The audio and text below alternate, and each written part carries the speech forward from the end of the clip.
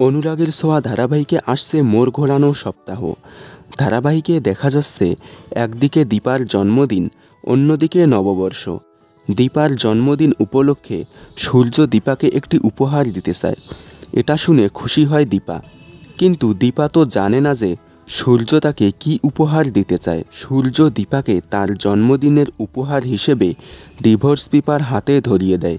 এটা দেখে চমকে উঠে দীপা এবং লাবণ্য সেনগুপ্ত। এটা দেখে দীপা কান্নায় ভেঙে পড়ে, আর মিশকা আনন্দে হাসতে থাকে। তারপর তারা ডিভোর্সের জন্য কোর্ট গেলে সেখানে সূর্য দীপাকে ডিভোর্স দিতে চাইলেও দীপা দিতে চায় না।